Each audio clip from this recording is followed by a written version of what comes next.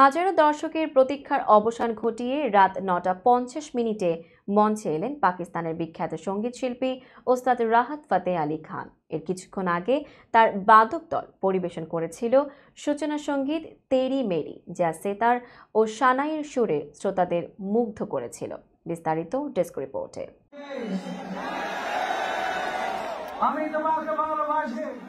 শনিবার আর্মি স্টেডিয়ামে অনুষ্ঠিত ইকোস অব রেভলিউশন চ্যারিটি কনসার্টে এই পরিবেশনার মাধ্যমে মঞ্চে ওঠেন রাহাত ফাতে আলী খান ও তার দল। তেরি মেরির পরিবেশনার পর বাংলায় বলেন, বাংলাদেশ আমি তোমায় ভালোবাসি, যা সঙ্গে সঙ্গে পুরো স্টেডিয়ামকে আবেগে ভাসিয়ে দেয়। আরও চমক হিসেবে রাহাত জানান, এবার তার ছেলে শাহজামান আলী খানকে নিয়ে প্রথমবারের মতো ঢাকায় পারফর্ম করছেন। এর আগে তিনি বাংলাদেশে এলেও ছেলের সঙ্গে এই অভিজ্ঞতা তার জন্য নতুন। শাহজামানের জন্য এটিই প্রথম বাংলাদেশ সফর। রাহাত বলেন, পাকিস্তান থেকে তোমাদের ভালোবাসায় ছুটে এলাম। আমার ছেলেকে নিয়েই আজ শুরু করলাম আস পাস হ্যায় খুদা।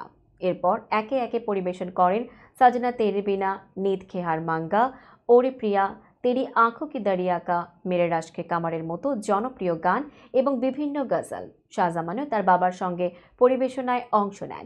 স্পিরিটস অব জুলাই প্ল্যাটফর্মের আয়োজনে এই কনসার্টটি জুলাই আগস্টের গণ অভ্যুত্থানে নিহত ও আহতদের পরিবারের সহায়তায় অনুষ্ঠিত হয়। বিকেল 4টায় শুরু হওয়া কনসার্টে জুলাই স্মৃতি ফাউন্ডেশনের সাধারণ সম্পাদক সার্জিস আলম ঘোষণা দেন যে প্রথম সারি ভিআইপি আসনে থাকবেন অভ্যুত্থানে আহত 100 জন দর্শক।